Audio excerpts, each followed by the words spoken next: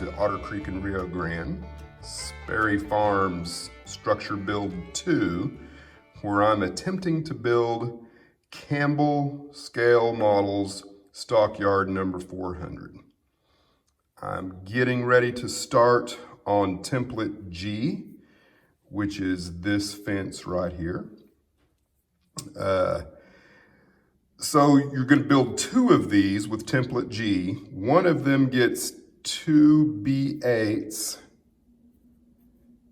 and then one of them gets 1 B8 and 2 B4s. It's kind of hard to understand. I think I've got that part of it figured out by reading the instructions. Again, as mentioned in the previous video, the instructions are not the best user-friendly instructions that you've ever dealt with. One of the things I will mention is when they give you the numbers as associated with what it is you're dealing with, one of the things that I didn't pick up on early on is the round stock will say diameter, D-I-A. So you're dealing with a 1/8 inch diameter by 1/5/8 inch length piece of material there. So if you happen to be building this or thinking about building this, anything that has the DIA will be a round piece of stock and not a 10-inch piece of material. So at any rate, I'm going to get started on this, probably build both of them, come back and show you what they look like. I've gotten completely through step 8, which is the remainder of the fences. I did rebuild L and K. I had plenty of material left over. So all three of those little short fences there are correct. Now you'll notice these have metal bars that run through them. The kit did not come with this material here. I ended up using 0.39 piano wire that you use to operate your tortoises with, and just drilled through, and it worked out just fine. I just happened to have some of that material, so it didn't really cause me too many problems. So you've got these two here, opposing fences. And then I've got these fences here. This is built off a template G. Read the instructions at least 10 times, not exaggerating.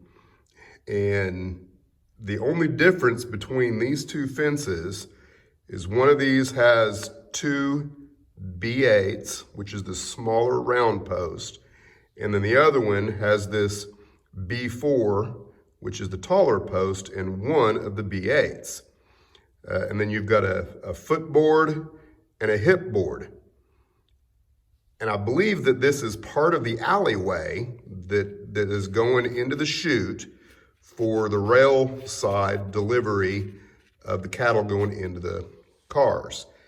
I can't make this make sense to me yet, because it looks to me like your hip board and your footboards would either be on the inside of the alley or the outside of the alley. They should be mirror images of each other.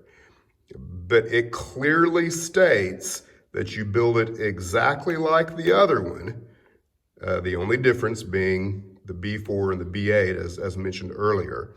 So hopefully that's not a mess up in the way the instructions read, because right now I'm not seeing this as working correctly. So I guess stay tuned and see how that develops. I've gotten started on the gates, and I thought I would go ahead and maybe explain a little more detail on exactly what I'm doing. The first thing I did is I made photocopies of the templates so I can use these over again and not have to worry about accidentally destroying the original plans that came with the kit. So what I do is I go ahead and cut every piece needed for what I'm building on right now, and using this as the cutting guide. So you cut right on top. You can see I've already used this once and have made a few cuts that you can actually see on there. That's going through the paper. But after you get everything cut, you run the masking tape down vertical here, perpendicular to what you're working on. And you can see these lines here are actually specifically for the masking tape. Some of the places they don't tell you where to put the masking tape, but once you've done the long fences, it becomes pretty obvious how to do the gates. So you cut all these out, you put that masking tape there, and that is the advantage of the masking tape, is you can pull this off and use the same template again. You don't have to worry about Scotch tape, I think, is going to rip the paper up here. So you can easily use this more than once. Then once you get your vertical pieces of wood laid on top of the tape, then you come in and you glue these pieces, your horizontal first, then your vertical. Once you get this side of the fence created, I take the whole template and lay it over, and then I put weight on top of it, and then I go back to a different template. So I've actually made more than one copy, so that, like in this instance, I'm working on 3 gates. I can have one drawing, one completed, and then working on the third. So I just thought I would share that little bit of detail in case you end up with this kit or a similar kit, and you can kind of see what my process is. All right, I've got all of the gates completed except for 2. I've got 4 of the large swing gates. We've got 2 smaller swing gates. And then this gate actually is a chute gate that will be modeled going up and down. I've got 2 more gates to build, and they are extension gates. This is going to be fun, because this smaller gate here is designed to slide in and out of the bigger gate. I've read the instructions a few times. I think I understand how it's supposed to be done. I think it will be a little more obvious once I start working with the sticks. The key here is going to be when I actually glue these vertical pieces, that I use just enough glue that I don't get a lot of squeeze out and end up accidentally gluing the other boards to it. So here I go. You're actually seeing my second attempt at this particular gate. The first one, I ended up with this set of boards entirely pinched. In other words, the gate was only going to slide just a little bit. So what I did, I took this piece back off, and then I put spacers. I made some little spacers here in between each board. Then I also put these in, and they're not glued in yet, so that I had spacers on both sides, because if you just go by the drawing, you're probably not going to get it right. So again, all I did was put these spacers in here.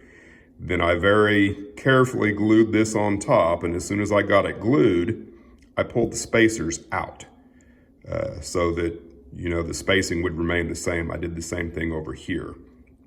So my plan on this side is to get all of these in where they're supposed to go, and I intentionally left my tape just on, I don't know if you can see it, just on the outside edge line of where the other fence post is supposed to be.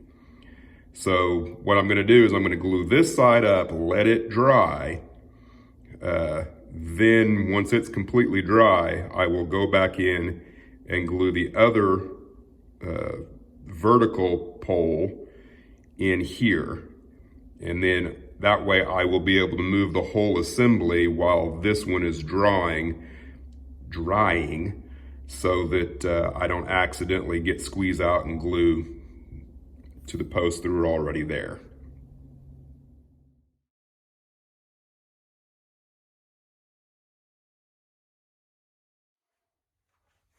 Congratulations, you have found the hidden secret content within the video. This is for those of you who actually watched the whole video, and for those of you who might click through, but you click through quick enough times that you find everything that's relevant. So congratulations. I want to talk to you a little bit about what tools I use when I model. So not in any particular order, I'm just going to show you the most frequent things that I do. I didn't want to do a whole video on this because they're all out there, but maybe you're curious just what I use and what I use every time. Not this. Cup of water. Why a cup of water, you ask? In conjunction with this item, the paintbrush, and this happens to be a round number 0. This is what I use to take all of the squeeze out of the glue as I glue things together. You're always going to get a little bit of squeeze out, and I just dip this in the water, dry it off a little bit on a paper towel, and then I clean up any squeeze out with these two items. Cup of coffee, for all the obvious reasons. The 1, 2, 3 block. I have 6 of these. I strongly suggest if you don't have any 1, 2, 3 blocks, get at least 3. 3 is probably all you absolutely have to have.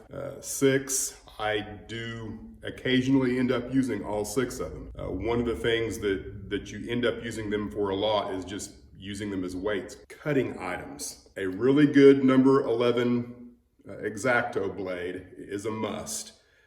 Change this out before you begin any project. The actual knife itself, what it's in, I don't know that matters too much.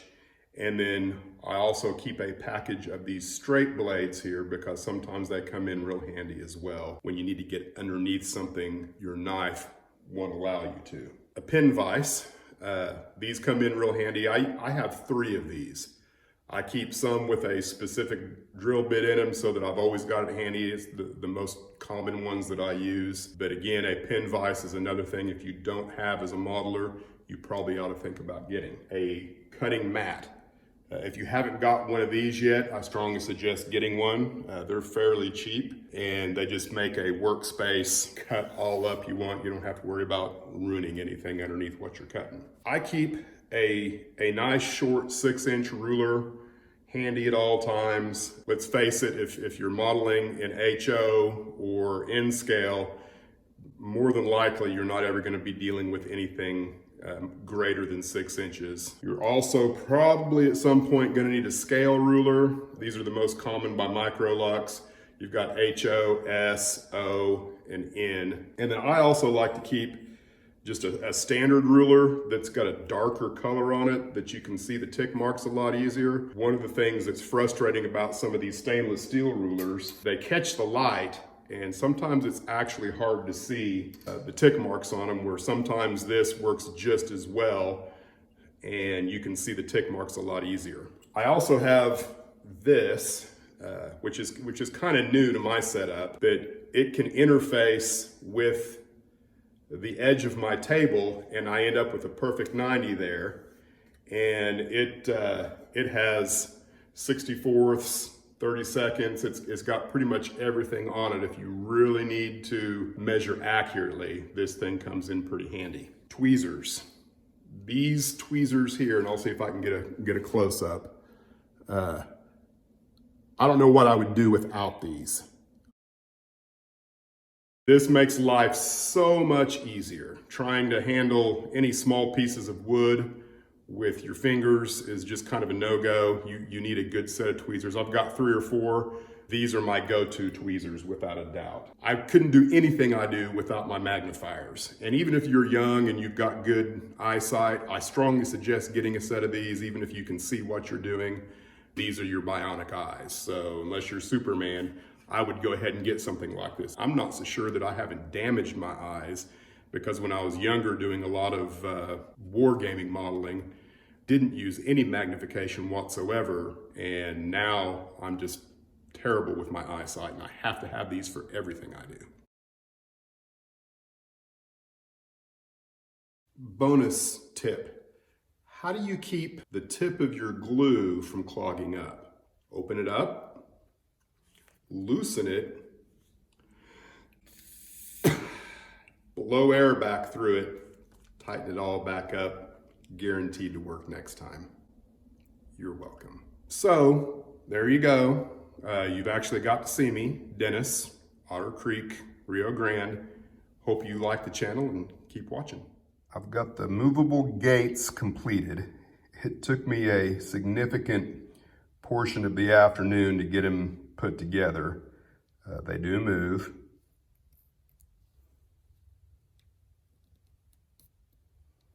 This one's a little tight. Now, if you'll notice, I've got a slight difference between this one and this one.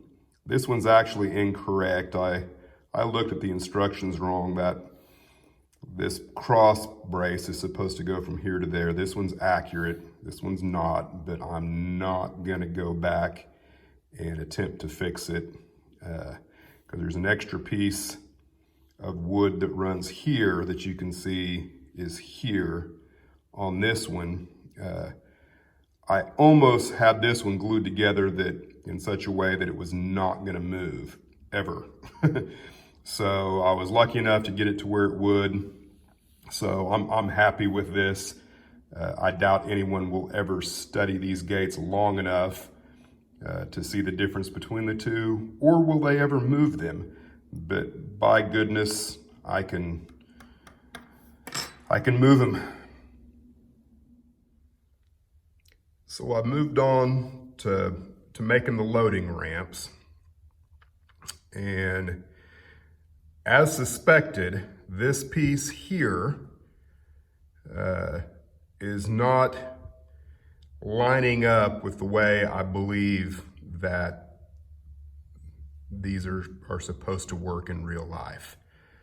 And what I did is I went ahead and kind of pieced in everything to make sure that there wasn't a wall somewhere unaccounted for. So I would make sure that this wasn't supposed to go somewhere else. But you can see the problem is that the paneling on the inside of this alleyway is up against the posts, which should be prototypical. If you're pushing cattle, you want your paneling to be up against the post, not the other way. So if they push into it, it can't pop off of the posts. So your footboard and your hip board, in this case, should be on the outside of the alley. Well, if you do that, then you end up with this, which would be correct. The problem is they had me build the exact same thing twice, and then this round post, the gate post, should be out here on this end. And then this should interface with this square post that's part of the loading and unloading ramp.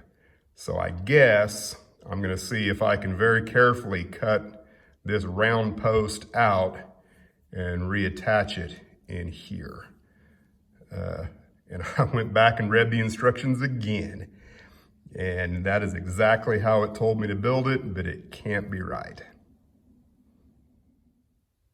Surgery is complete.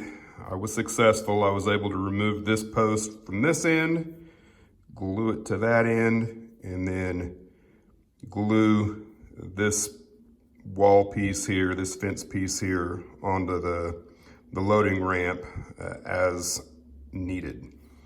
So there you go. Tragedy avoided. Now, I've still got lots of things to do. I've still got all of these steps and stuff, and then the actual ramp, and there's some footings in here that hold the ramp up. But I've run out of time. So I'm going to call it good for this video and post it up. So there will be a Sperry Farms 3, so look forward to that. Thank you very much for watching, and we'll see you next time.